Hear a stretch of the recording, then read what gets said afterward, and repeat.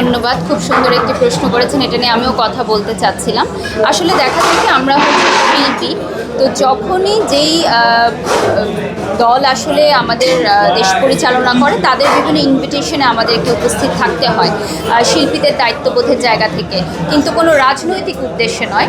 তো আমার কাছে মনে হয় যে বিগত দিনেও আপনারা দেখেছেন আমি বিভিন্ন রাষ্ট্রীয় প্রোগ্রাম করেছি দেশে ও বিদেশে, তো এবারও ব্যতিক্রম নয়। ঠিক তেমনই একটি উদ্বোধনী থিম সঙ্গে আমাদের শিল্পীদের আমন্ত্রণ ছিল, ওখানে গেছিলাম।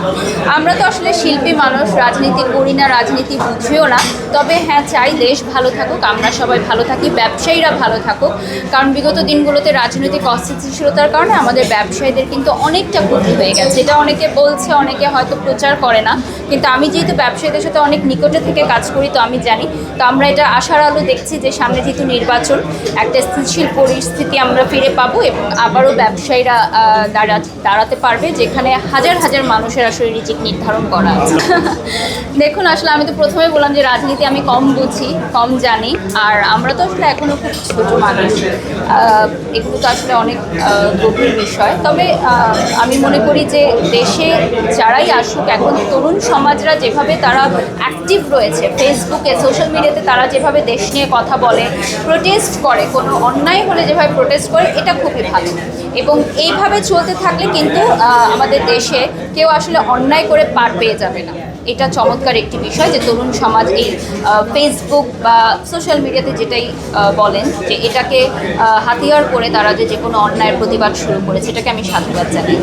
বাজুস অ্যাসোসিয়েশন কর্তৃক যারা অনুমোদনপ্রাপ্ত আছে, দেশের অনুমোদন নিয়ে যারা হচ্ছে রাষ্ট্রীয়ভাবে হচ্ছে বিজনেস করছে, তাদেরকে তো আসলে আমি খুবই ক্ষুদ্র নির্বাচন করবার জন্য। তো সেই যাত্রায় যেহেতু দীর্ঘ 27 বছর ধরে ওরা স্বর্ণের ব্যবসা করছে, সো ডেফিনেটলি আপনারা শতভাগ হলমার্ক করা খাঁটি গহনা পাবেন। এবং যেহেতু আমি এই কোম্পানির সাথে যুক্ত হয়েছি, তো আমার যারা ফ্যান ফলোয়ার্স আছে, আস্থা এবং ভালোবাসার জায়গা থেকে এখানে ডেফিনেটলি আমি যে সকল কোম্পানিরই ব্র্যান্ড অ্যাম্বাসেডার আছি একটা ছোট্ট ডিসকাউন্ট দেওয়ার চেষ্টা করি। তবে আমাদের বাজুস অ্যাসোসিয়েশনে রুলস অ্যান্ড রেগুলেশনসের বাইরে আমরা আসলে কিছু করতে পারি না, কারণ আপনারা জানেন যে ইন্টারন্যাশনালি স্বর্ণের দামটা আসলে ডিক্লেয়ার করা হয়। তো ওভাবেই আসলে ওগুলো মেনটেন করে যতটুকু করা যায় ওভাবেই আমরা চেষ্টা। আচ্ছা, আসলে এটা তো দেখা যায় কি যে যখন ভালোবেসে কেউ কারো হাত ধরে, তখন আসলে স্বর্ণ, দামি গহনা, শাড়ি এগুলো আসলে ম্যাটার করে না।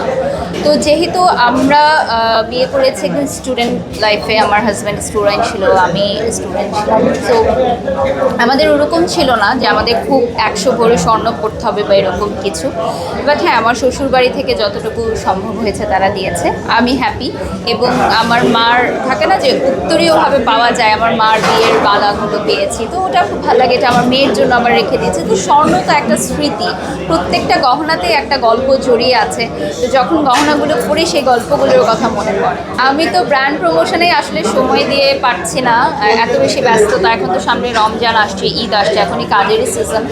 তবে হ্যাঁ, সিনেমার অফার আসে আমার কাছে, ঈদের নাটকেরও অফার এসেছে, কিন্তু শিডিউল জটিলতার কারণে, ব্যস্ততার কারণে, ব্যাটে বলে না মেলার কারণে করতে পারছি না। আর থাকে না যে সবারই কিন্তু একটা আলাদা এক্সপেক্ট থাকে আমার প্রতি, যে আমি ঈদের সময় বা এই সময়টা ব্যবসায়িকদেরকে সর্বোচ্চ সময় দেব।